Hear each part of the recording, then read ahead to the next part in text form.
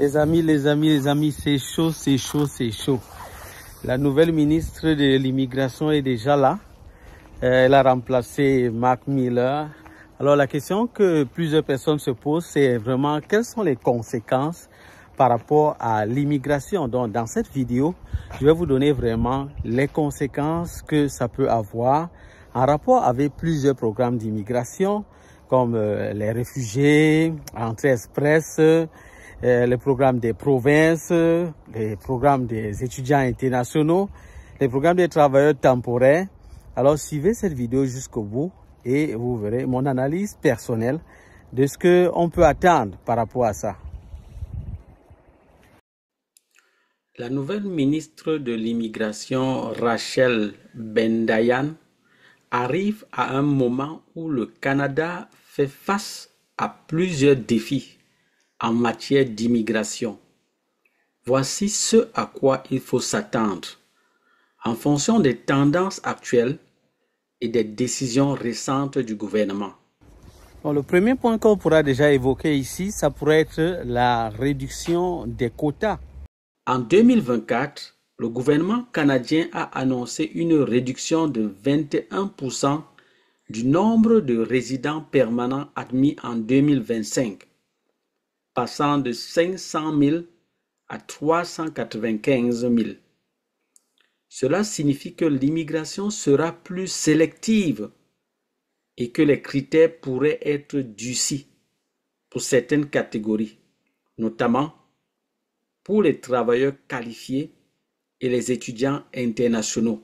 Le deuxième point, ça peut être le durcissement des conditions pour les demandeurs d'asile.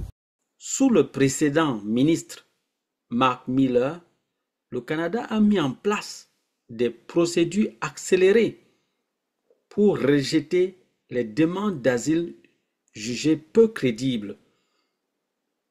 Rachel Bendayan pourrait continuer sur cette lancée en renforçant les contrôles aux frontières et les politiques de tri des dossiers. Le troisième point que je vais aborder, c'est la régulation pour les étudiants internationaux.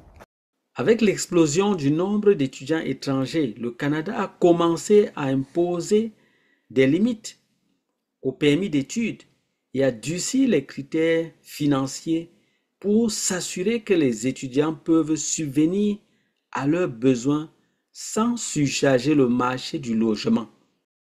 Il est probable que les restrictions sur les permis d'études continueront sous son mandat.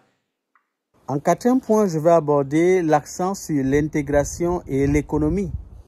Rachel Bendayan étant proche du secteur économique, elle pourrait privilégier une immigration mieux alignée sur les besoins du marché du travail. Attendez-vous à une possible priorité pour les travailleurs qualifiés en forte demande, des programmes d'intégration et de reconnaissance des diplômes étrangers plus ciblés, un renforcement des exigences pour les travailleurs temporaires afin d'éviter les abus. Le cinquième point, c'est l'accent sur l'immigration économique par rapport à l'immigration humanitaire.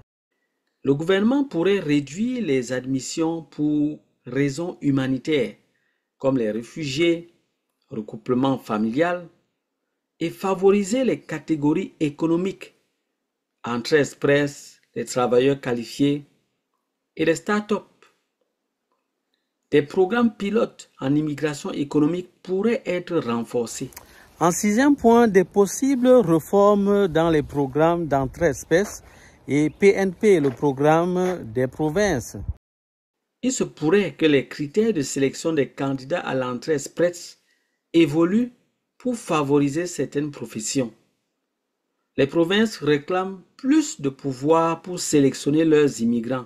Donc, on peut s'attendre à une augmentation du rôle des PNP. Alors, mon ami, si tu envisages d'immigrer au Canada, il faudra vraiment bien suivre les réformes qui pourront être faites et d'adapter ta stratégie en conséquence.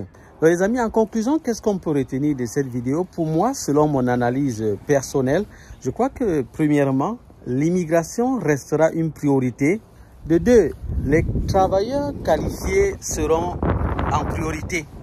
De 3, les demandeurs d'asile et les étudiants internationaux pourront rencontrer plus d'obstacles. Le 4e point, ce sera vraiment que les provinces, je crois, auront plus de pouvoir pour pouvoir sélectionner leurs propres candidats.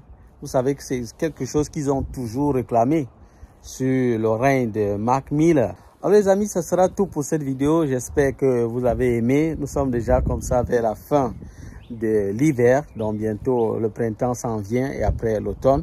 Donc j'espère que vous avez aimé cette vidéo. Si c'est la première fois que vous nous suivez, n'oubliez pas de vous abonner, liker également le contenu, activez la cloche de notification pour ne manquer aucune de nos prochaines vidéos. Quant à moi, je vous dis à bientôt pour d'autres vidéos. Bye bye.